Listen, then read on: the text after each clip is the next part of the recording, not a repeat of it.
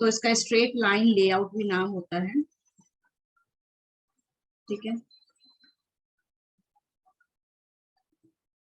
और एक तरीके से सीरियल ऑर्डर में होता है। सीरियल मतलब 1 2 3 4 5 एक स्ट्रेट लाइन की जैसे। ठीक है, तो प्रोडक्ट लेआउट या लाइन लेआउट कुछ भी पूछ ले तो आपको पता होना चाहिए कि लाइन लेआउट पूछ लिया तो प्रोडक्ट लेआउट के बारे में बात करना है। अब प्रोडक्ट लेआउट क्या होता है? इज एन अरेंजमेंट, एक अरेंजमेंट करते हैं जिसमें based on the sequence of operations that are performed during the manufacturing of a goods और डिलीवरी ऑफ अ सर्विसेज। यानी क्या मतलब, हम यहाँ क्या करते हैं कि एक्चुअली हम लोग क्या करते हैं, अपनी जो मशीन्स वगैरह होती है ना, उस मशीन्स को हम क्या करते हैं, अरेंज करते हैं। कैसे अरेंज करते हैं कि इस तरीके से हम मशीन्स को अरेंज करते हैं ऑर्डर में, एक ऑर्डर में जो भी ऑर्डर हमें चाहिए, जिस भी तरीके से हमें सुविधाजनक लगता है अपने प्रोडक्शन के लिए, उस तरीके से हम क्या करते हैं, अपने मशीन को अरेंज करते हैं या ऑपरेशंस को एक सीक्वेंस में हम अरेंज करते हैं, ताकि हमारा गुड्स और जो गुड्स और सर्विसेज क्या है एक ऑर्डर में वो भी परफॉर्म हो पाए। तो प्रोडक्ट लेआउट के लिए हमें अगर कोई प्रोडक्ट यहाँ से डालना है इसके अंदर और यहाँ से हमारा बाहर निकलेगा फिनिश गुड्स बन के, तो इसके लिए सारा पहले 1 पे जाएगा, 2 पे जाएगा, 3 पे जाएगा, 5 पे जाएगा प्रोडक्ट, और 6 पे जाएगा। जैसे 6 हमने बना दिए, तो सबसे पहले रॉ मटेरियल आपने यहाँ से फीड किया। कहाँ से फीड किया? फर्स्ट मशीन पे फीड किया। ठीक है, उसका प्रोसेसिंग होता गया, प्रोसेसिंग होता गया, प्रोसेसिंग होता गया, प्रोसेसिंग होता गया, और फाइनली वो क्या हुआ, लास्ट मशीन से फिनिश गुड बन के निकल के आया। ठीक है, तो हम इसी तरीके से अरेंज करते हैं कि एक बार हमने रॉ मटेरियल डाल दिया तो वो फाइनल प्रोडक्ट बन के निकल जाए, तो हम बीच में कोई है ना, आपको ना तो सामान को इधर उधर करने की जरूरत पड़े, ना मशीन को इधर उधर करने की जरूरत पड़े, तो एक बार डाला और फाइनल गुड्स बन के निकल जाए। तो इस तरीके से जो अरेंजमेंट है मशीन्स का प्रोडक्ट को बनाने के लिए, दैट इज प्रोडक्ट लेआउट। यानी कि प्रोडक्ट को कहीं ना हमको इधर उधर शिफ्टिंग ना करना पड़े, प्रोडक्ट को इधर उधर मूव नहीं करना पड़े। फ्लेक्सिबल नहीं होता क्या? सुनो तो सही, पहले एक बात पूरी करते हैं। प्रोडक्ट लेआउट जो है इसमें क्या करते हैं, हम प्रोडक्ट के अकॉर्डिंग मशीन्स को अरेंज करते हैं। हम जब हमें प्रोडक्ट के अकॉर्डिंग मशीन्स को अरेंज करना पड़े तो वो प्रोडक्ट लेआउट है। करते तो मशीन ही अरेंजेस, मशीन ये अरेंजमेंट जो होता है ना, आप ये समझ लो कि अरेंजमेंट ऑफ मशीन्स है। क्या है यहाँ पे? अरेंजमेंट ऑफ मशीन्स है। लेकिन ऑर्डर किसका देखते हैं? ऑर्डर देखते हैं गुड्स का, और अरेंज करते हैं मशीन्स को, ताकि आपको प्रोडक्ट एक बार आपने डाला तो फाइनल गुड्स बन के निकल जाए, बीच में उसे ना वेयर हाउस में इकट्ठा ना करना पड़े या फिर ज्यादा वेटिंग ना करना पड़े, है ना। दैट ये चीज ध्यान में रखते हुए क्या होता है, इस तरीके का अरेंजमेंट जो होता है उसको हम प्रोडक्ट लेआउट बोलते हैं। फ्लेक्सिबल जो होता है, फ्लेक्सिबल का मतलब क्या समझते हो आप? फ्लेक्सिबल का मतलब क्या पूछना चाह रहे हो एक्चुअली आप? मैम मतलब कि जैसे मशीन जैसे इधर, जैसे मान लो कि सेकंड नंबर की फोर्थ पे लगानी हो और फोर्थ की जैसे सेकंड नंबर पे लगानी हो। नहीं, ये वाला ऑर्डर पे फिर आप फ्लेक्सिबिलिटी की इस तरीके से बात कर रहे हो तो there is no such flexibility.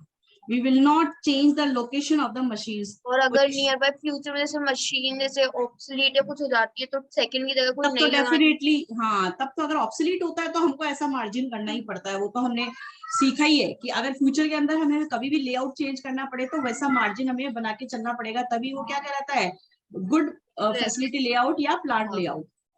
ठीक है, भविष्य के लिए मशीन को बदल के नया लगाने के लिए मार्जिन छोड़ना जरूरी है। That is plant layout. वो प्लांट लेआउट होता है जो आप बात कर रहे हो। ठीक है, ठीक है जी। और मैम ऑपरेशन का मतलब प्रोसेसिंग हो गया ना?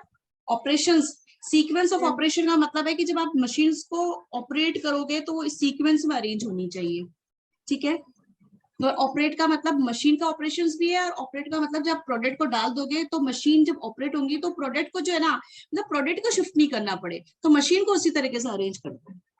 अच्छा, वो जैसे ऑटोमेटिक मशीन होती है, केचप का जो आपने एग्जांपल दिया था कि अपने आप सब जाता जा रहा है, हाँ बिल्कुल, वो कैप एग्जांपल भी लग सेट रहे हो हैं, सकता है। पैकेजिंग और हो रही है नीचे भी वैसे। देख लो, नीचे भी एग्जांपल दे दिए हैं, जैसे वाइन मेकिंग का होता है, तो इसमें भी क्या है, एक बार आपने वाइन मेकिंग, जैसे वाइन किससे बनती है, शुगर केन से बन जाती है वाइन, है ना, या ग्रेप से बन जाती है, फ्रूट्स वगैरह से बन जाती है, तो एक बार डाला वो फाइनली बन के निकल जाए। तो मतलब हम मशीन को भी हिलाना डुलाना ना पड़े, और प्रोडक्ट को एक बार डालो फाइनली वो गुड्स अच्छे से बन के निकल जाए। इस तरीके का अरेंजमेंट प्रोडक्ट के अकॉर्डिंग हम अरेंजमेंट करते हैं तो वो प्रोडक्ट लेआउट होता है। ठीक है, तो ये हमारा एक प्रोडक्ट लेआउट का एक डेफिनेशन सा हो गया। इसमें और भी हो सकता है, और इसमें क्या होता है, हमको इस लेआउट में क्या होता है, एक बारी में एक ही तरीके का लेआउट बनता है। देखो, इन this type of layout only one product of one type of products, मतलब कई, मतलब एक बारे में एक ही टाइप का प्रोडक्ट बनेगा। जैसे आपने एक बारे में हमने कहा वाइन बनानी, तो फिर वाइन ही बनेगी, उसके अंदर फिर और कोई अदर आप प्रोडक्ट बनाना चाहो तो नहीं बनेगा। तो मशीन को जो अरेंजमेंट है वो एक सिंगल प्रोडक्ट के को देखते हुए हम लोग क्या कर रहे हैं, अरेंजमेंट कर रहे हैं। तो मल्टीपल प्रोडक्ट बनाओगे तो फिर मशीन की शिफ्टिंग करनी पड़ सकती है अकॉर्डिंग टू द नीड। लेकिन अगर सिंगल प्रोडक्ट बना रहे हो तो सिंगल प्रोडक्ट के लिए फिर पूरा कल्चर जो आपका मतलब फैक्ट्री का है वो इस प्रोडक्ट के अकॉर्डिंग तैयार हो जाएगा। तो ये प्रोडक्ट लेआउट हो जाएगा। ठीक है जी। अब यहाँ पे आप एक डायग्राम देख सकते हो, कैसा है कि थोड़ा बड़ा करके दिखाऊं तो लगेगा शायद आपको दिख जाए। देखो आपको दिख नहीं रहा होगा, लेकिन अभी आप थोड़ा और देख पा रहे होंगे। ये लिखा हुआ है स्टेशन 1, अभी विजिबल नहीं होगा लेकिन यहाँ पे लिखा हुआ है स्टेशन 1। तो क्या हुआ, किसी प्रोडक्ट को हमने स्टेशन 1 में डाला। अब स्टेशन 1 में डाला, वो लेबर डाल रहा है उसको, ठीक है, फिर उसको 2 में डाला, 3 में डाला, मतलब ये तो बहुत ही लंबा प्रोडक्ट हो गया।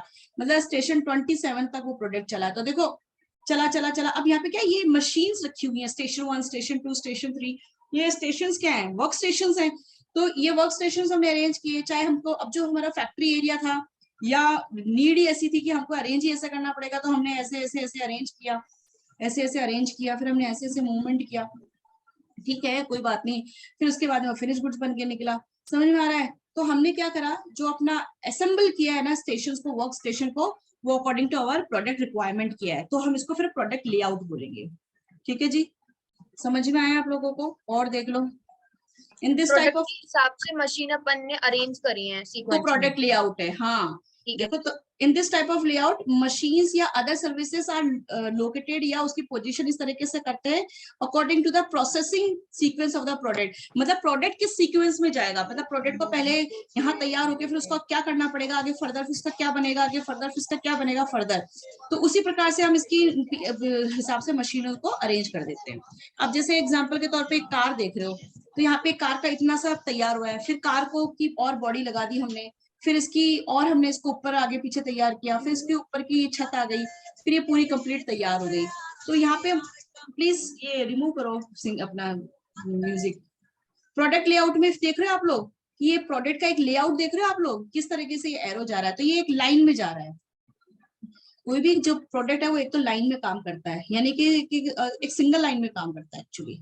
तो आप एक सिंगल लाइन देख पा रहे होंगे, और एरो भी इस तरीके का बना हुआ है, सिंगल लाइन में लेआउट। मैम ऊपर वाले में तो स्ट्रेट लाइन थी नहीं ना, लाइक बार बार मुड़ मुड़ के जा रही था ना। नहीं, तो स्ट्रेट आपने लाइन का मतलब देखो, स्ट्रेट लाइन का मतलब जैसे यहाँ पे अगर पिक्चर देखते हो तो ये स्ट्रेट लाइन है, लेकिन अगर ऊपर आप देख रहे हो ना तो देखो एक ही प्रोडक्ट बन रहा है, और एक ही प्रोडक्ट को अगर आप ध्यान से देखोगे तो जगह के हिसाब से हमने, है तो स्ट्रेट लाइन, वो जगह के हिसाब से हो सकता है वो मुड़ जाए, है ना, लेकिन वो देखो है तो ये स्ट्रेट लाइन ही चल रहा है। ठीक है, चल तो ये स्ट्रेट लाइन रहा है। मैं ये नहीं कह रही कि वो सी यू, ये नहीं कह रही मैं कि, पर है ना यहाँ पे क्या जगह की बंद, ये मतलब एक ऑर्डर चल रहा है, एक लाइन चल रही है। ऐसा नहीं हुआ कि एक बार एक लाइन चली चली फिर चली फिर चली, फिर उसका यहाँ पे कुछ ब्रेक डाउन हो गया, फिर आप यहाँ पे ब्रेक डाउन हो गया, फिर यहाँ पे चली, फिर वो यहाँ पे कुछ चली, फिर वो वहां पे चली। तो इस तरीके से नहीं हुआ, एक लाइन बनी, नंबर 1 पे स्टार्ट हुई और नंबर 27 पे वो खत्म हुई। तो मतलब बीच में कुछ भी हमने क्या नहीं करा, उसको रिमूव नहीं किया, बीच में हमने उसको हटाया नहीं, या दूसरी दूसरी लोकेशन में हमने उसको भेजा नहीं। एक लाइन जो चल रही है, एक लाइन में ही चल रहा है सब कुछ, वो ये कहना चाह रहा है। ठीक है, लाइन मतलब एक बार लाइन में डाल दिया तो वो चलता क्या, चाहे वो स्ट्रेट लाइन था, चाहे वो एक सिंगल ऑर्डर था। सिंगल ऑर्डर का मतलब होता है सिंगल सीरीज थी, सिंगल सीरीज है ना, मल्टीपल सीरीज थोड़ी है। मल्टीपल का मतलब क्या होता है, 2 रास्ते एक साथ चलना या 3 रास्ते एक साथ चलना। ठीक है, सिंगल सीरीज होगी, सिंगल प्रोडक्ट बनेगा, ठीक है, और मशीन का अरेंजमेंट होगा उसी अकॉर्डिंग। चलो, अब ये तो हमारा क्या खत्म हो गया इसके अंदर, सिंगल के अंदर। मैं तुम्हें एक बार ना आपका मॉड्यूल का भी बता देती हूँ, उसमें क्या लिखा हुआ है। देखो प्रोडक्ट लेआउट का देखो दूसरा नाम क्या बोलता है, देखो also called straight line, straight line layout, also called layout for serialized manufacture। serialized manufacture मतलब सीरियल में बनेगा, एक ऑर्डर में बनेगा, एक लाइन में बनेगा। तो इसमें क्या हो रहा है कि प्रोडक्ट लेआउट में क्या इन्वॉल्व करते हैं, arrangement of machines in one line. दिख रहा है आपको, वन लाइन में करेगा depending on the sequence of operation. ठीक है, मतलब उसका प्रोडक्ट का ऑपरेशन का सीक्वेंस क्या है, उसी हिसाब से हमने क्या करा, अरेंजमेंट ऑफ मशीन्स किया। ठीक है, मटेरियल मतलब raw material spread into first machine and finish product come out of the last machine. समझ में आया? जैसे for example in sugar mill, sugar cane आपने फीड किया, one machine of the mill comes out as a sugar at the other end. समझ में आया? अब फैक्ट्री में जैसे जगह थी हमने उसको मोड़ दिया, कोई बात नहीं, कोई बात नहीं, लेकिन हम एक लाइन है, एक लाइन है, मुड़ गई तो कोई बात नहीं, लेकिन एक सिंगल लाइन है, क्या है, सिंगल लाइन है, ठीक है। तो एक सिंगल लाइन चल रही है, समझ में आया यहाँ पे। अगर प्रोडक्ट लेआउट में कभी ऐसा हो जाए, if there are more than one, अगर मान लो if there are more than one line of production, मतलब दो, एक के अलावा दो लाइन ऑफ प्रोडक्शन अगर हमारे पास में है, तो उसमें क्या होगा, there are as many as line of machines. अब यहाँ पे एक डायग्राम भी देख सकते हो सकता है कि आपके एक से ज्यादा प्रोडक्ट बनते हो, तो फिर लाइन ऑफ प्रोडक्शन भी तो ज्यादा हो जाएगी, line of production, line of machines भी तो ज्यादा हो जाएगी, ठीक है। और ये भी ध्यान रखना, ये एमसीक्यू के लिए, कि इन्वेस्टमेंट जो होता है स्ट्रेट लाइन लेआउट में is a higher than in functional layout. Functional layout का मतलब होता है प्रोसेस लेआउट। फंक्शनल लेआउट का मतलब क्या होता है, जो हमने कल पढ़ा था, प्रोसेस लेआउट। प्रोसेस लेआउट क्या होता है, एक ही तरीके की काम करने वाली मशीनों को एक ग्रुप में रख दो, दूसरे तरीके की काम करने वाली मशीनों को दूसरे ग्रुप में रखो। तो प्रोसेस लेआउट में तो ग्रुपिंग होती है, लेकिन इसमें ग्रुपिंग नहीं होती है, इसमें एक ऑर्डर में मशीनें आपने अरेंज कर दी। जैसे ये रॉ मटेरियल, आपने कोई कंपोनेंट 1 बनाना है, उसका रॉ मटेरियल लेथ में डाला, फिर ड्रिलिंग मशीन में डाला, फिर ग्राइंडिंग में डाला, वो फिनिश प्रोडक्ट बन के निकल गया। एक और कंपोनेंट, यहाँ पे आप 3 कंपोनेंट बना रहे हो, अगर आप मल्टीपल प्रोडक्ट बना रहे हो तो आपने मल्टीपल क्या करी, अलग अलग मशीनें उस हिसाब से आपने अरेंज कर दी।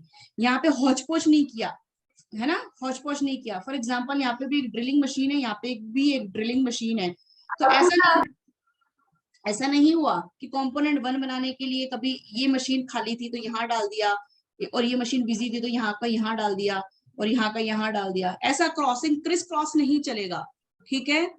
क्रिस क्रॉस मतलब एक दूसरे के क्रॉसिंग नहीं चलेगी, एक लाइन में, एक ऑर्डर में ही सारा क्या होगा, प्रोसेसिंग होगी। समझ में आ रहा है ना प्रोडक्ट लेआउट का मतलब, सिंपल, एक सिंगल लाइन बनेगी, सारी मशीन उसी के अकॉर्डिंग। अगर आपने पार्ट 2 बनाना है तो पार्ट 2 के अकॉर्डिंग ही आपको मशीन अरेंज करनी पड़ेगी। अब दूसरे प्रोडक्ट की मशीन काम में नहीं ले रहा। हाँ जी मैम, अगर जैसे ये ड्रिलिंग मशीन जो है रॉ मटेरियल हाँ कंपोनेंट 1 की है ना, हाँ, और यही अगर जैसे ड्रिलिंग कर सकती है कंपोनेंट 2 की, तो अपन दो दो मशीन की लगाएंगे, अपन एक ही मशीन से कर सकते हैं ना काम। क्योंकि हमने देखो हम क्या कर रहे हैं कि डिपेंड करता है कि हमारा बिजनेस कैसा है, हम लोग प्रोडक्ट कैसा बना रहे हैं, और अगर हम प्रोडक्ट बेस्ड लेआउट बना रहे हैं तो फिर हम सभी के लिए अलग अलग मशीन डेडिकेट कर देंगे,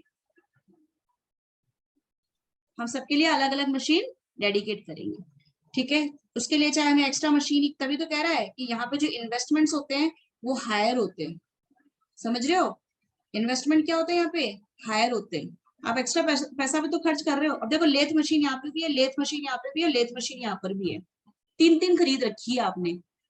इसका कारण ये हो सकता है कि अगर मेरे को कंपोनेंट 1 अगर इस लेथ मशीन पे चढ़ा हुआ है, तो कंपोनेंट 2 और 3 को तो वेट ही करना पड़ेगा ना।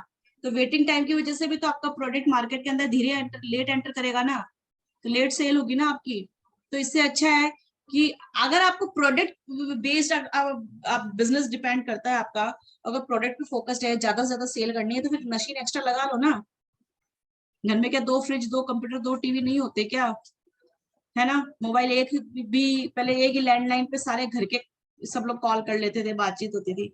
लेकिन अभी देखो सबके पास में, अगर घर में 5 मेंबर है और 2-2 मोबाइल सबके पास है, तो 10 मोबाइल है। सोचो एक लैंडलाइन हुआ करता था, अब क्यों है 2 मोबाइल, क्या करोगे। तो इसी तरीके से होगी ना कोई नीड, इसलिए उसमें क्या प्रश्न उठाऊं मैं, तो ये चीज इसमें भी लागू होती है, ठीक है। अजय समझ में आ रहा है बच्चों, ये हमारे प्रोडक्ट की डिमांड है, ये हमारे सीक्वेंस ऑफ ऑपरेशन की डिमांड है, इसलिए हमने इसको सबको सेपरेट रखा, हर कंपोनेंट के लिए अलग मशीन रखी, ठीक है जी। और ऐसा कहां पर होता है, ये इसने फिर से बता दिया, chemical, paper, sugar, rubber, refineries और सीमेंट इंडस्ट्रीज में। हम एक बार मशीन को सेट कर देंगे, फिर उसको हिलाएंगे भी नहीं, कभी हो गई सेट, अब नहीं हिलाएंगे, ठीक है। तो ये अपना प्रोडक्ट लेआउट हो गया, ठीक है जी। यहां तक समझ में आया, नहीं आया तो बोला करो।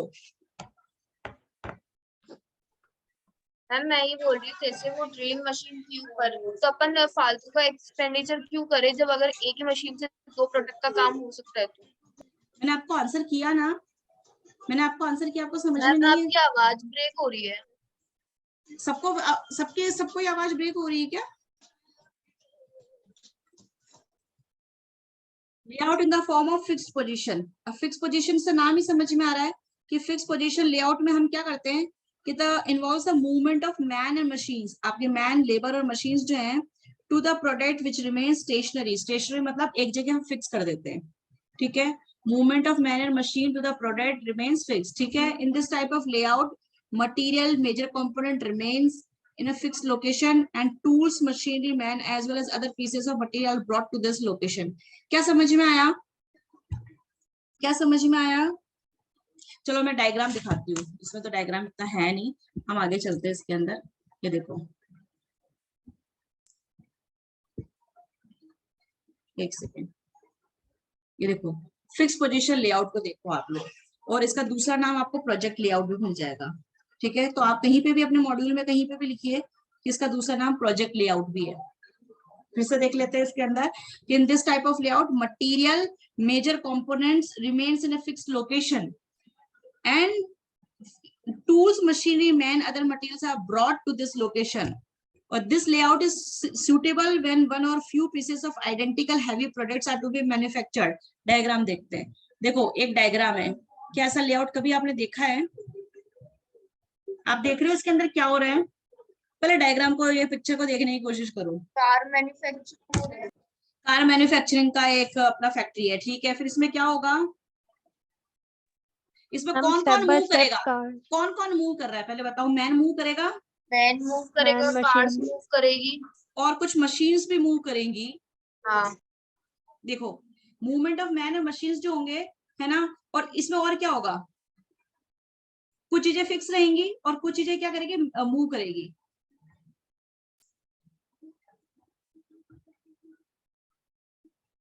इसमें क्या होगा? जैसे आप देख रहे हो, ये जो प्रोडक्ट है मैं बताती हूँ आपको, जैसे ये कार है, अभी ये कार को आप फिक्स मानते हो कि मूवेबल मानते हो? यहाँ पे बताओ, यहाँ पे इस ये पर्टिकुलर पोजीशन पे तो फिक्स है ये। हाँ देखो, ये कार यहाँ पे फिक्स कर दी गई है, अब यहाँ ये कार यहाँ फिक्स कर दी गई है, ठीक है, फिक्स कर दी गई है। तो यहाँ पे हमने क्या कर दिया है कि कुछ मशीन, इनको बनाने के लिए कुछ मशीन्स फिक्स्ड है, इनको बनाने जो चीज प्रोडक्ट बन रहा है वो प्रोडक्ट भी यहाँ पे फिक्स है। तो यहाँ पे मूव कौन कर रहा है? इसको बनाने वाला जो मैन है, वो मैन यहाँ पे मूवेबल है। इनको तैयार करने के लिए कुछ टूल्स वगैरह आप देख पा रहे होंगे, ये कुछ मशीन के प्रोडक्ट के पार्ट्स देख पा रहे होंगे आप लोग, है ना, कुछ भी पार्ट्स, ठीक है, कुछ भी पार्ट्स होंगे ये, वो क्या करेंगे? उनको मूव कर रहे हैं हम लोग, उनको मूव कर रहे हैं। तो मूवेबल पार्ट क्या हो रहा है कि ये हमने कार को यहाँ फिक्स क्यों करा? कार को हमें पहले यहाँ ले जाते, फिर यहाँ ले जाते, फिर यहाँ ले जाते, यहाँ ले जाते, फिर यहाँ, फिर अलग अलग मशीन पे ले जाते। ऐसा क्यों नहीं किया? इसलिए नहीं किया क्योंकि यहाँ पे जो हम जिस प्रोडक्ट को हम बना रहे हैं वो प्रोडक्ट इतना भारी है कि अगर उसको बार बार मूव कराएंगे तो टाइम ऐसे ही वेस्ट हो जाएगा और कॉस्ट भी ज्यादा इनकर होगी। तो यही एडवाइजेबल है कि आप किसी प्रोडक्ट जिसको बना रहे हो उसको मूव ना करके आप उसको बनाने वाले को मूव कर दो। यानी कि किसको मूव कर दोगे? बनाने वाले को, मैन को और टूल्स वगैरह को। उसके लिए छोटे मोटे, अगर हमको और कोई छोटी मोटी कोई मशीन नहीं चाहिए तो उसको भी मूव कर देंगे। समझ में आ रहा है मेरा कहने का मतलब? कुछ चीजें फिक्स रहेंगी, हाँ, कुछ चीजें फिक्स रहेंगी और कुछ चीजें मूव करेगी। तो ज्यादातर क्या हो रहा है, जो मेजर कंपोनेंट है, मेजर पार्ट है, वो तो फिक्स्ड है, ठीक है। और उसके अलावा मैन अपना मूवेबल है, टूल्स अपने मूवेबल है, और उस प्रोडक्ट को बनाने के लिए कुछ छोटी मोटी मशीनरी है वो भी मूवेबल है। अगर अदर पीसेस ऑफ मटेरियल है जो इस कार में इसमें लगेंगे, कुछ भी अदर पीसेस है, हमको पता नहीं है इसमें और क्या क्या लग सकता है, इंजन का कोई पार्ट है, कोई छोटा मोटा अदर पार्ट है, भाई कुछ भी लग सकता है। जैसे शीशा फूट गया तो शीशा लगाना है, तो वो शीशा जो है, यानी कि जो मेजर प्रोडक्ट के जो छोटी मोटी सारी चीजें हैं वो सारी अपनी क्या हो गई है? मूवेबल हो गई है। आया समझ में? तो हाँ, ऐसा जब मतलब जो बड़ी बड़ी मशीन या वैसी चीजें होती हैं जिनका मूवमेंट इजीली नहीं होता, उनमें हाँ, ही आता है ये। तो हाँ, तो जैसे आपने कभी, जैसे ये शिप बिल्डिंग यार्ड है, अब जैसे जहाज बनाना है तो आप जहाज को उठा के अलग अलग जगह लेके जाओगे कि आप जहाज को बनाने के लिए नहीं मटेरियल, मैम, लेबर, उसी मशीन इक्विपमेंट? के टुवर्ड्स नहीं लेके जा सकते, वही हाँ, लेके तो जो जाएंगे। प्रोडक्ट, इस बार क्या है, प्रोडक्ट फिक्स है बेटा, इस बार आपने प्रोडक्ट तो फिक्स कर दिया एक जगह, है ना, लेकिन इसको बनाने के लिए मटेरियल, लेबर, इक्विपमेंट, टूल्स, और टूल्स भी लिख लो, ये सब मूव करेंगे। तो which is fix? This is fix. Your product which is going to be made, वो तो फिक्स हो गया, और जो बनाने वाले हैं वो सारे मूवेबल हो गए। फाइनल आउटपुट आने के बाद में उसको अपन शिफ्ट करेंगे, फिर तो मूवमेंट करेंगे। फिर तो प्रोडक्ट मार्केट में मूव करेगा ही, फिर मार्केट में जाना है तो उसको तो हिलना ही पड़ेगा ना। पर जब तक वो बेचारा पैदा होने से लेकर वो बन के तैयार ना हो जाए तब तक उसको एक ही जगह रहना पड़ेगा। ठीक है। ठीक है ना। सीएमए का इंटर का एग्जाम निकालने तो एक कमरे में बंद हो जाओ, ठीक है, कहीं मत निकलो, ठीक है।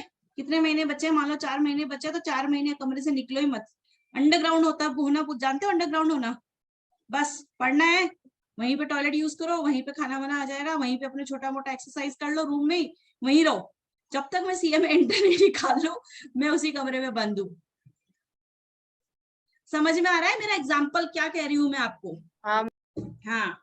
और सच में अगर ऐसा कर लिया ना, तो सच में इंटर तो निकल ही जाएगा, क्योंकि फालतू का मूवमेंट करते हैं, इधर उधर डोलते फिरते हैं, तो उसी में हमारा पूरा दिन निकल जाता है, और जो पढ़ने का जो फाइनल प्रोडक्ट पढ़ना, वो तो हमारा रह ही जाता है। मेरे ख्याल से आपको ये डायग्राम से समझ में आया होगा, एग्जाम्पल से समझ में आया होगा कि फिक्स पोजीशन लेआउट या प्रोजेक्ट लेआउट क्या होता है, कौन मूव करेगा और कौन फिक्स रहेगा, ठीक है। तो आपकी जो अपना जो मॉड्यूल है ना, उस मॉड्यूल में भी यही कहा गया है।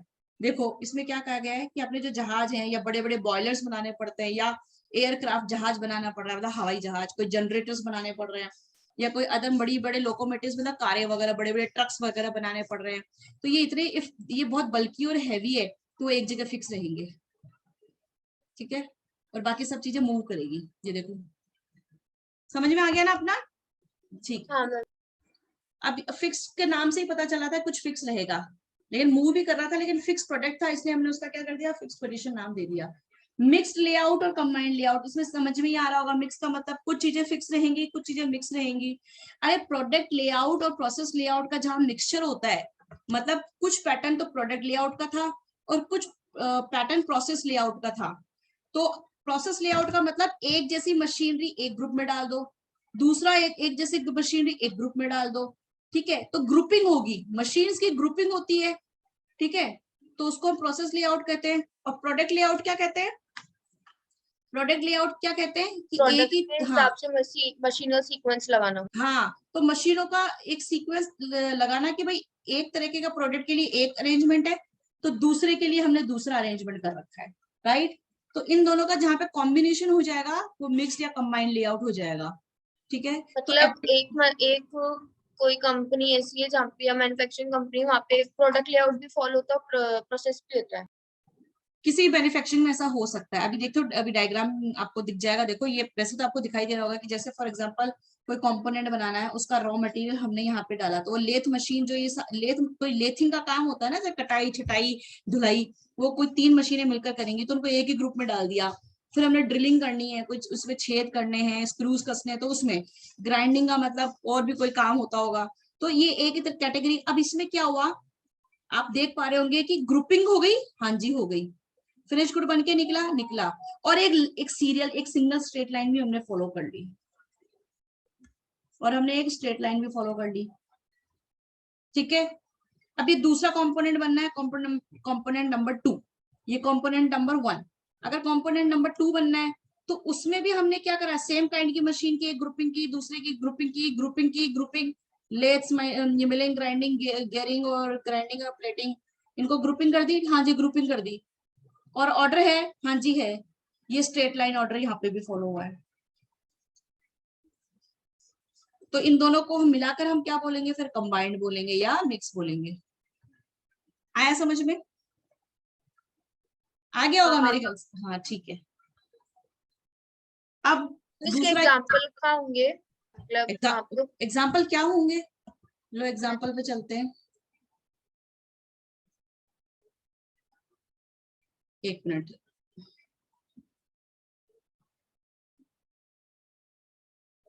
ये कटाई छटाई वाले ही एग्जाम्पल होंगे, एक मिनट मुझे एग्जाम्पल्स का निकालना पड़ेगा, मैंने इसका एक डायग्राम में निकाल रखा है, तो अब जैसे रेफ्रिजरेटर बनना है, फ्रिज बनना है, अगर इसका कोई एग्जांपल उठाते हैं, तो इसमें क्या करेंगे हम सबसे पहले, कि आप लोग क्या करेंगे कि जैसे यहाँ पे स्टोर रूम में आपने रॉ मटेरियल उठाया, ठीक है, उसके बाद में आपने उसको क्या किया, एक ऑर्डर में अरेंज कर दिया। तो आप ये देख रहे हैं, अब यहाँ पे ना, ये देखो यहाँ पे देखो इसके नाम दिए हुए हैं कि भाई एफ का मतलब है ना फॉर्जिंग हैमर है कोई, एच टी का मतलब कोई हीट ट्रीटमेंट है, और एच टी का मतलब ये, फिर ये हीट ट्रीटमेंट है, फिर अपने ये एच इसका मतलब कोई हॉबी, अब मुझे पता नहीं है, फिर भी जीएफ मतलब कोई गियर फिनिशिंग, ये नाम होते होंगे इन मशीनों के। तो हमने क्या किया, इसके अंदर अपने प्रोडक्ट का जो लेआउट है वो कैसे रखा है, इस तरीके से रखा है कि अपना एक बार कोई भी स्टोर रूम से एक इस मशीन पर आया, फिर वो इस मशीन पर आया, फिर वो इस मशीन पर आया, फिर वो इस मशीन पर आया, और वो फाइनली हमने तैयार करके या फिनिश गुड बनके हमारा निकल गया। ठीक है, तो इसमें क्या हुआ, हमने जो मशीन अरेंज करी है वो कैसे अरेंज करी है, एफ मतलब अपना फॉर्जिंग हैमर, अब कोई मशीन होती होगी फॉर्जिंग हैमर, वो फॉर्जिंग हैमर हमने यहाँ पे रखी है। ठीक है, और हमने एक तरीके का प्रोडक्ट बनाया, अब हमें कोई सपोज दूसरे तरीके का प्रोडक्ट बनाना है। ठीक है, दूसरे तरीके का प्रोडक्ट बनाना है, वो हमें यहाँ से बनाना है, फिर तीसरे तरीके का बनाना है वो हमें यहाँ से बनाना है, चौथा तरीके का बनाना है हमें यहाँ से बनाना है।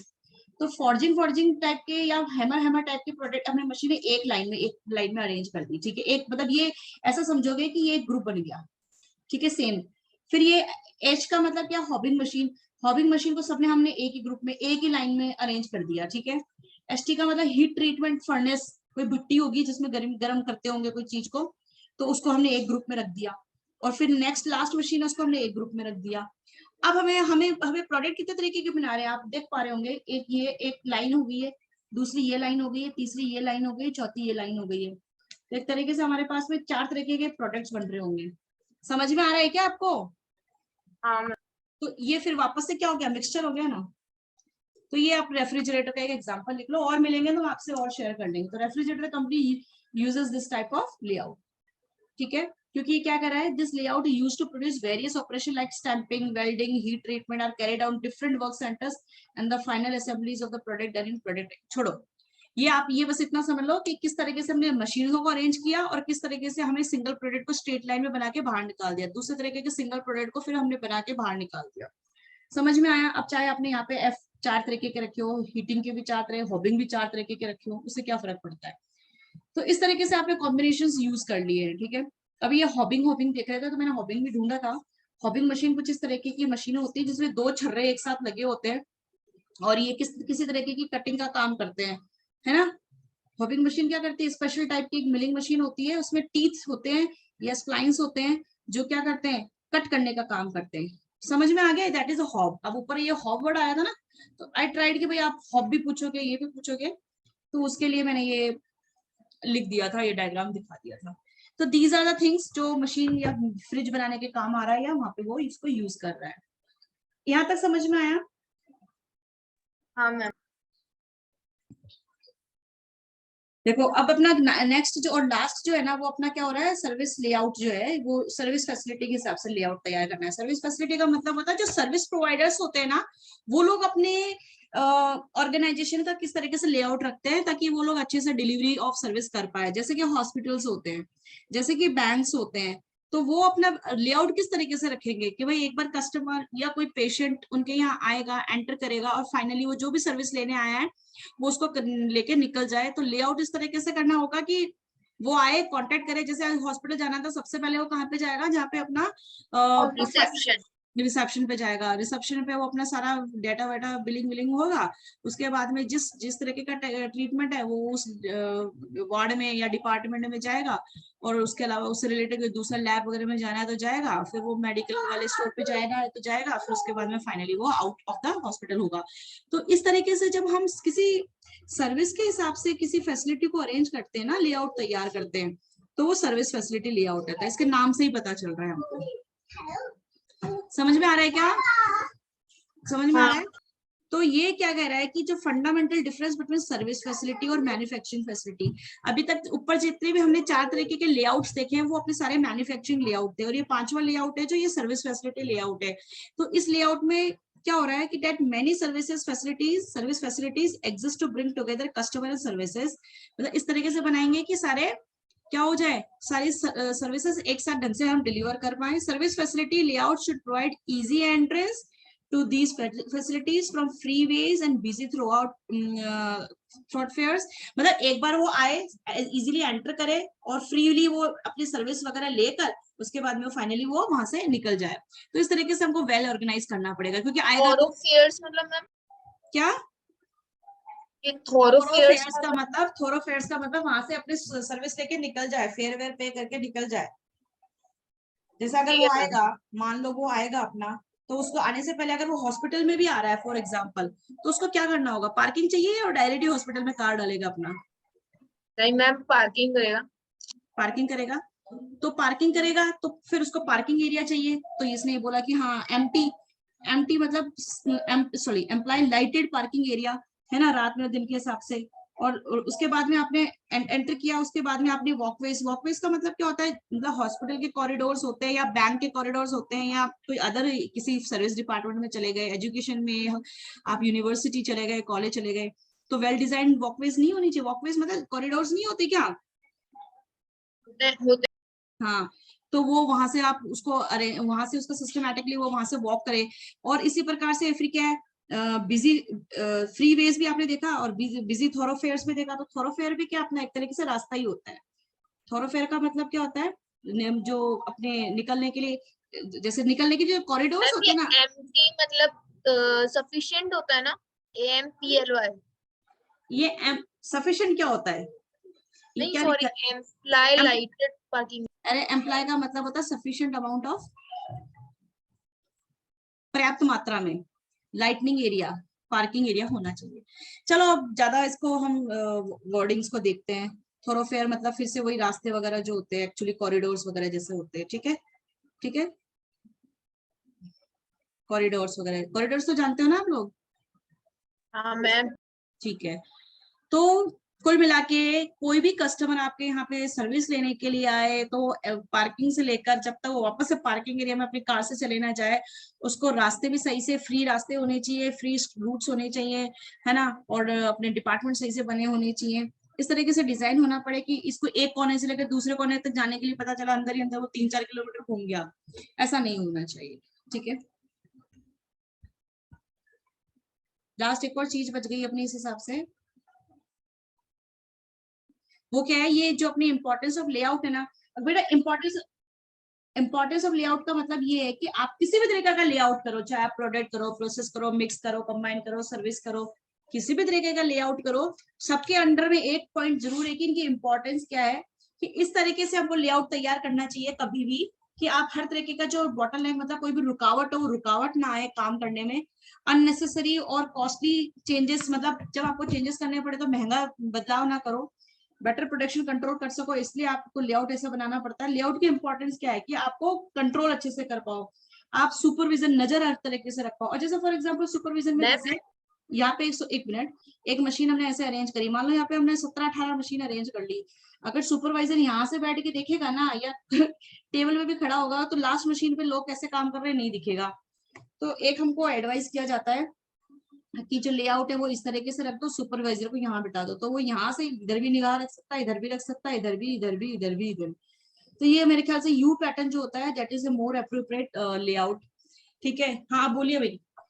मैम इसी इम्पोर्टेंस में ये भी लिख सकते हैं ना कि मतलब ना एक स्ट्रक्चर के साथ ही मतलब एक प्रॉपर प्लानिंग हो सकती है, जैसे कि भाई कोई प्रोडक्ट इधर बन रहा है, उसकी दूसरी मशीन ऐसे, मतलब एक स्ट्रक्चर होता है, स्ट्रक्चर की वजह से भी तो सही रहता है ना, लेआउट वाले स्ट्रक्चर ही हाँ तो तो होते हैं। लेआउट में भाई, लेआउट का इंपॉर्टेंस क्या है कि आपको बेटर स्ट्रक्चर मिल सके, ठीक है, बेटर हैंडलिंग कर सके आप हर चीज की, ठीक है, चाहे वो मटेरियल हो, चाहे वो आपका स्पेस हो, चाहे कुछ भी हो, ठीक है। और उसके अलावा अवेलेबल एरिया को आप यूटिलाइज कर सको, एम्प्लॉय को भी क्या हो, बेटर आपको क्या मिल सके, सेफ्टी, मोरल मोरल मिल सके, उनका मोटिवेशन बना रहे, ठीक है। आपका लेआउट का मतलब होता है कि चाहे मैन मशीन, चाहे टूल्स, चाहे वहां का एरिया, कुछ भी, वो सब कुछ क्या होना चाहिए, आपका बेस्ट होना चाहिए, क्वालिटी कंट्रोल कर सको ऐसा लेआउट होना चाहिए, लेबर का फुल यूटिलाइजेशन हो ऐसा लेआउट होना चाहिए, प्रोडक्शन डिले ना हो ऐसा लेआउट होना चाहिए, इन्वेस्टमेंट कम लगे ऐसा लेआउट होना चाहिए। तो ये कॉमन चीजें हैं जो हमने बीच बीच में बातें करी हैं, कलेक्टिवली सबके ऊपर ये अप्लाई होता है और एक साथ आप पढ़ लेना। आया जी समझ में? हाँ मैम। क्लास कब ओवर होगी मुझे बता देना। बाहर। देखो ये क्या कहता है, हमारे पास एक लेआउट है। अब आपने कई तरीके के डिजाइन लेआउट देखे हैं, तो एक आपके सामने एक प्रेजेंट लेआउट है, ये डायग्राम है, ABCDEF का लेआउट है। The manager of the department is intending to interchange the department C and F in the present layout. अब मैनेजर सोचता है कि भैया C को F की जगह रख दो और F को C की जगह रख दो, यानी कि इसको इसकी जगह ले आओ, इसको इसकी जगह ले आओ। The handling frequency between the departments is given. अब ये क्या है कि किस तरीके से उनको जो मतलब कितनी बार हैंडल करना पड़ता है या उसकी फ्रीक्वेंसी क्या है मूवमेंट की, ये फ्रॉम टू यानी कि ए टू ए तो जाना नहीं पड़ता, लेकिन ए टू बी जाना पड़ता है तो कॉस्ट कितनी आएगी, ए टू सी जाना पड़ता है तो कॉस्ट कितनी आएगी। तो ये अपना कॉस्ट है, एक्चुअली कॉस्ट चार्ट है, कॉस्ट पर मूवमेंट है, कॉस्ट पर मूवमेंट, ठीक है। मूवमेंट के हिसाब से आपको कॉस्ट कितनी आ रही है। अगर ए टू ई डिपार्टमेंट में आपको मूव करना है तो 50 रुपए पर मूवमेंट कॉस्ट आएगी, और एफ में कोई कॉस्ट नहीं आएगी। ऐसे इसने अपना चार्ट दे रखा है क्वेश्चन में, ठीक है। अब क्या कहता है कि ये हैंडलिंग फ्रीक्वेंसीज या हैंडलिंग कॉस्ट दे रखी है, ऐसे समझो। All the departments are of the same size configuration, सबका साइज वही है और डिजाइन भी वही है। तो material handling cost per unit length travel between department same. अब जो मटेरियल हैंडलिंग कॉस्ट है वो सेम है। What will be the effect of interchange of department, अगर सी और एफ को बदल दिया जाए तो आपकी कॉस्ट बढ़ जाएगी कि कॉस्ट घट जाएगी। देखो कॉस्ट कम करना ही आपका है, अगर सी और एफ को कम इंटरचेंज करने से, मतलब अगर इसका लेआउट हमारा कैसा हो जाता है इसकी वजह से, भैया इसकी वजह से हमारा लेआउट बदल के इस तरीके का हो जाता है, यानी कि A B F D E और सी, क्योंकि इन्हीं को इंटरचेंज किया ना हमने आपस में। तो इसकी वजह से अगर कॉस्ट अपनी कम हो जाए तो कर देना चेंज, अगर कॉस्ट बढ़ जाए तो मत करना। तो यानी कि पहले हम देखते हैं कि जो हमारा प्रेजेंट लेआउट है उसकी वजह से हमारी कितनी कॉस्ट है। तो प्रेजेंट लेआउट तो A B C D E F है, तो इस प्रेजेंट लेआउट के हिसाब से हमारे कितने खर्चा आ रहा है पहले तो हमको ये देखना पड़ेगा, क्योंकि हमें कॉस्ट भी दे रखी है पीछे क्वेश्चन में। अब देखो यहाँ पे कॉस्ट हमारे चार्ट दे रखा है। अगर आपको बी से किसमें जाना हो, ए में जाना ही नहीं है, मतलब बी से ए में जाना ही नहीं है, कोई काम ही नहीं है, बी से बी में कुछ होया नहीं, बी से सी में जाना पड़ेगा तो 70 रुपए, या कोई कॉस्ट नहीं आएगी, ऐसे इन्होंने चार्ट दे रखा है, ठीक है जी। ओके, अब इस सॉल्यूशन क्या कहता है, ये एक डिस्टेंस मैट्रिक्स प्रेजेंट लेआउट का, प्रेजेंट लेआउट का मतलब जो आपका ए बी सी डी ई और एफ ये जो बना रखा था उसका मूवमेंट के आपको देखो ये डिस्टेंस मैट्रिक्स दे रखा है। आप ऐसे समझो कि, कैसे समझे इसको, ऐसे समझो कि इसके ये 1 मीटर है, ये 1 मीटर है, क्योंकि इसने दे नहीं रखा मीटर है कि सेंटीमीटर है कि कितना लेंथ है, ऐसे कुछ भी नहीं दे रखा, आप ऐसे समझ लो मीटर्स हैं, ठीक है जी। ये अपना डिस्टेंस दे रखा है। अगर अगर अपन को ए से बी जाना है तो 1 मीटर ट्रेवल करना पड़ेगा, ठीक है। अगर ए से बी में जाओगे और 1 मीटर ट्रेवल करेगा तो ए से बी में कोई खर्चा नहीं आएगा, लेकिन ए टू सी में जाने के लिए 1 मीटर का डिस्टेंस है। तो आप खुद देखो ना कि यहाँ देखो आप ए टू बी में, बी ए टू बी के पास में ही है तो 1 मीटर है। अगर ए से सी में जाना है तो वो भी इसके पास में 1 मीटर है। अगर ए को डी पे जाना है तो 2 मीटर। तो देखते हैं ना ए को कैसे जाना है, पहले यहाँ जाएगा फिर वो यहाँ पहुंचेगा तो उसको 2 मीटर चलना पड़ेगा, फॉर एग्जाम्पल ये और ये, तो 2 मीटर्स हो गए। और देख लो अगर ए को डी पे जाना है तो किस किस तरीके से जा सकता है ए डी पे, अगर डी पे आके फिर डी पे यहाँ पे जाए या जाएगा, क्रॉस हाँ पहले यहाँ जाएगा फिर यहाँ जाएगा तो 2 मीटर, तो 2 तरीके से जा सकता है, तो 2 मीटर क्रॉस चलना अलाउड पड़ेगा। नहीं है क्या मैम, डायरेक्ट जो होता है ना क्रॉसिंग अगर उसका हाँ रास्ता, मतलब हाँ अगर उसके ऑर्गेनाइजेशन में अगर रूम्स या कॉरिडोर्स ऐसे बने हुए कि आपको ऐसे ही चल के जाना है, मूवमेंट ऐसे ही है, तो क्या करोगे, है ना। हमको तो वैसे ही चलना पड़ेगा, मूवमेंट नहीं, क्रॉसिंग अलाउ नहीं है ना इसमें, ऐसा कुछ नहीं बोला है, ठीक है, ऐसा नहीं बोला है, वो चार्ट से भी समझ में आ रहा है, ठीक है। ठीक है। हाँ तो ये हमने क्या करा कहा कि भैया इतना डिस्टेंस है और जितना डिस्टेंस चलोगे उतनी उसकी कॉस्ट हो जाएगी। यहाँ तक भी हमको क्लियर हो गया ना।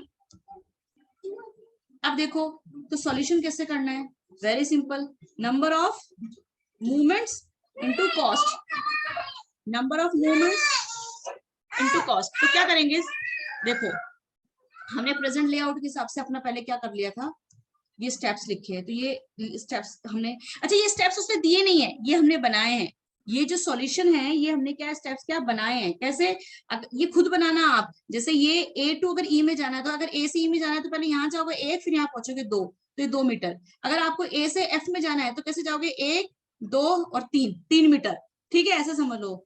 या मैम फिर मैं आप बी और डी वाला भी तो ले सकती हूँ, सी एफ अगर वाला, मतलब वो वाला लूंगी जिसमें कॉस्ट कम आए। और पीछे नहीं जाना है, पीछे बी से ए में, यहाँ इसलिए कुछ बोल नहीं रखा है और उसकी कॉस्ट भी नहीं दे रखी है, बी से बी में तो कोई मूवमेंट है नहीं, अगर बी नहीं, से, हाँ अगर जी, मेरे को एफ पे जाना है तो मैं ए से पहले बी पे और फिर बी से डी पे जाके कर जा सकती हूँ ना एफ पे भी। हाँ आप एफ पे पहुंचने के कैसे जा सकते हो कि भाई आपको बी से एफ तक पहुंचना है, तो एक तो यहाँ से पहले ए पे जाओ, सी पे जाओ, फिर ये जाओ एफ पर, तो 3 मीटर चल गए। अगर मान लो फिर से यहाँ से जाना है तो पहले एक यहाँ से गए, फिर एक यहाँ से गए, फिर यहाँ पे गए, तो 3 मीटर चल गए, तो हो रहा तो 3 ही है, टोटल तो 3 ही बन रहा है। नहीं मैम, ए से बी में जा रहे हैं ना, तो उसके लिए तो कोई कॉस्ट ही नहीं आ रही ना। किसमें? ए से बी में जाओगे ना आप। अरे भैया मैं कौन सी बात कर रही हूँ, आप कौन सी बात कर रहे हो? ए से बी में जाओगे तो कुछ, आपको कहाँ से कहाँ जाना है पहले तो ये बताओ, कहाँ से कहाँ जाना है ए आपको? से एफ पे बोल रही हूँ मैं। ए से एफ पे जाना है तो जाओ ना, किसने मना किया? लो ए से एफ पे जाना है, ये जाना है, तो कितने कदम जाओगे बताओ? मैम पहले जैसे ए से बी पे जाएंगे तो कोई मूवमेंट बोला नहीं इसने। ए से बी में जाओगे तो मूवमेंट नहीं बोला है, मूवमेंट तो आप मतलब करके मूवमेंट है लेकिन उसकी कोई कॉस्ट नहीं है ना मैम। हाँ तो कोई बात नहीं, नहीं है तो कोई फर्क नहीं कॉस्ट। पड़ रहा है। हाँ जीरो कॉस्ट आ गई तो कोई बात नहीं, कोई फर्क नहीं पड़ता है, जिसके कॉस्ट जीरो है जीरो रहने दो, वो तो क्वेश्चन ने जो बोल दिया हमको तो वैसे ही करना पड़ेगा, ठीक है। हाँ तो दो ही मूवमेंट मानेंगे ना फिर अपन, बी से डी और डी से एफ। तो कितना हो गया? अगर आपको ए से जाना है तो एक, फिर दो, फिर एफ पे पहुंचोगे तो 3 हो जाएगा ना। हाँ मैं कॉस्ट का मना कर रही हूँ कि ए से बी पे कॉस्ट हाँ नहीं कोई लगेगी ना। कॉस्ट नहीं है तो फिर जीरो जीरो रुपीज हो जाएंगे, ठीक है। तो आपने डिस्टेंस हो गया, आपका कॉस्ट हो गया, अब उसका रुपीज में कन्वर्जन निकालो, तो टोटल कॉस्ट निकाल लो आप। कैसे निकालोगे? देख लो, नंबर ऑफ स्टेप्स और उसकी मल्टीप्लाई करो उसकी कॉस्ट से।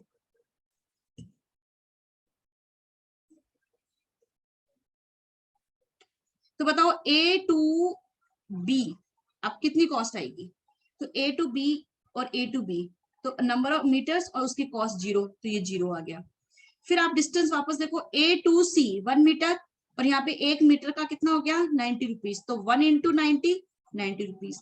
ए टू डी में गए थे तो 2 मीटर चले थे, एक पर मीटर का कॉस्ट 160 है, आपने 2 मीटर चला तो कितना हो जाएगा? 160 इंटू 2 320। फिर आप ए टू ई गए थे तो 2 मीटर चले थे, पर मीटर की कॉस्ट 50 रुपीज है, तो 2 मीटर के कितना हो जाएगा? 100 रुपीज। फिर आप एफ में गए थे तो कोई खर्च रुपीज नहीं है, तो 3 मीटर चलो चाहे 10 कितने भी चले हो, यहाँ पे जीरो आ जाएगा। इन सबका टोटल कर दोगे तो 510 आ जाएगा। मेरे ख्याल से आपको समझ जीरो में, क्यों आएगा? अरे कोई रुपीज है ही नहीं, अब उसका क्या कर सकते हैं, उसने जीरो रुपीज कर दिया तो, अच्छा ठीक है, फ्री है, समझो फ्री है। ठीक है मैम। फिर ये बी से, फिर आप बी से गए थे सी में तो 2 मीटर चलना पड़ेगा और 70 रुपए लगेगा, तो 70 इंटू 2 कितना हो जाएगा? 140। बी से डी में गए थे 1 मीटर और 0 रुपए, तो 0 रुपए लिख दो। फिर बी से ई में गए थे 3 मीटर इंटू 100, तो कितना हो जाएगा? 300। आ रहा है ना समझ में? अरे आया कि नहीं आया, इसका तो जवाब दे दिया करो भाई। हाँ फिर बी से एफ तक पहुंचे तो 2 मीटर चले थे, 2 इंटू 130 कितना हो गया? 2 इंटू 130 कितना हो गया? 260। 260। तो इस प्रकार से आप सबका लिखेंगे, सबका लिखने के बाद में आप ऊपर देखते जाएंगे और ये टेबल, तीसरी टेबल ये बनती जाएगी जिसको टोटल कॉस्ट मैट्रिक्स बोल रहे हैं, ठीक है। और फिर इनका पूरा ए के अंदर ए डिपार्टमेंट पर टोटल कितना खर्चा आ गया? 510 का आ गया, ऐसे ऐसे ऐसे ऐसे चलने पर। बी डिपार्टमेंट को कितना आ गया? ये सबका टोटल क्या? 700 220 370 40। और कुल मिला के हम जब प्रेजेंट लेआउट फॉलो करते हैं, है ना, तो अपने 1640 रुपए आते हैं। कितने आते हैं? 1640 रुपए। अब है कि हम सी और एफ को इंटरचेंज कर दें इन डिपार्टमेंट्स को, तो क्या होगा? ये इंटरचेंज कर दिया, इफ डिपार्टमेंट्स आर इंटरचेंज, तो फिर कॉस्ट क्या आएगी?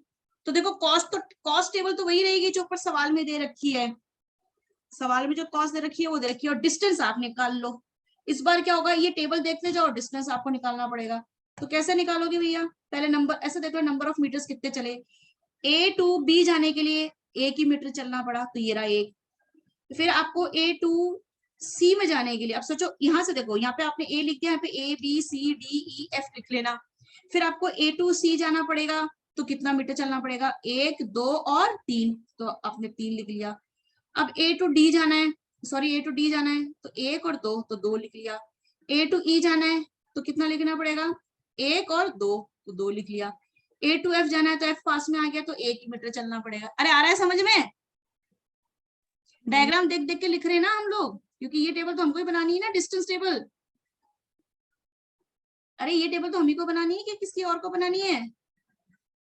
अपन फिर को बनानी मैम। हाँ तो फिर बी से देखो, बी से वापस ABCDEF चलना पड़ेगा, सी से वापस ABCDEF तक जाना पड़ेगा, डी से वापस ABCD। अच्छा लेंगे कौन सा? जिनके पैसे दे रखे हैं केवल वही लिखना, बाकी आप ऐसे स्पेस पहले ही डाल देना। जिनकी कोई कॉस्ट नहीं दे रखी ना, वो आप वहां पे आपके ब्लैंक छोड़ देना पहले, तो आपका काम बच जाएगा। तो ये तो पहले भर देना है ना। उसके बाद में आपको अपने स्टेप्स, नंबर ऑफ स्टेप्स लिख लेना। और आप बी से सी में जाओगे तो 2 स्टेप्स में पहुंचोगे या 2 मीटर्स में पहुंचोगे। B2 फिर B2D जाना है तो ये तो पास में ही है, तो 1 मीटर ही चलना पड़ेगा। आया समझ में? इस तरीके से आपका एक डिस्टेंस मैट्रिक्स तैयार होता है। तो इस मूवमेंट में अपन कोई सा भी ले सकते हैं ना?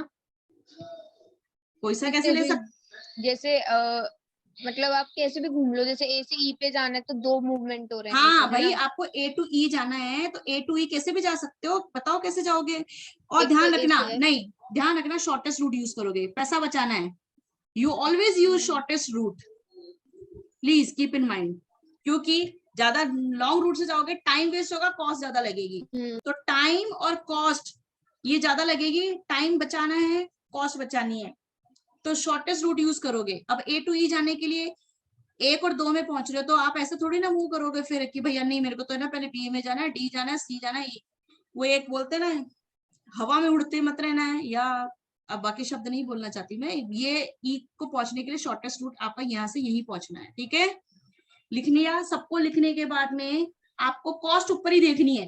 कॉस्ट जो अपने सवाल में दे रखी है, ये वाली कॉस्ट जो रखी है पर मूवमेंट, वो आपकी इससे मल्टीप्लाई करते रहना जैसे अभी आपने करा था, तो टोटल कॉस्ट मैट्रिक्स निकल के आएगा। ठीक है, तो ये अपना टोटल कॉस्ट मैट्रिक्स निकल के आएगा आफ्टर इंटरचेंजिंग द डिपार्टमेंट्स। तो अपने 1820 रुपए खर्च हो गए, पहले 1640 रुपए ही खर्च हो रहे थे, डिपार्टमेंट्स बदल दिए तो 1820 रुपए खर्च हो गए। तो फिर हम ये डिसीजन नहीं लेंगे, so it's not desirable modification. तो ये मॉडिफिकेशन आप मूवमेंट ऑफ डिपार्टमेंट नहीं करोगे। पुराना लेआउट ही बढ़िया था, उसी में अपना कम खर्चा आ रहा था, नया लेआउट में हमारा ज्यादा खर्चा आ रहा है, तो नया लेआउट नहीं रखेंगे। समझ में आया? हाँ।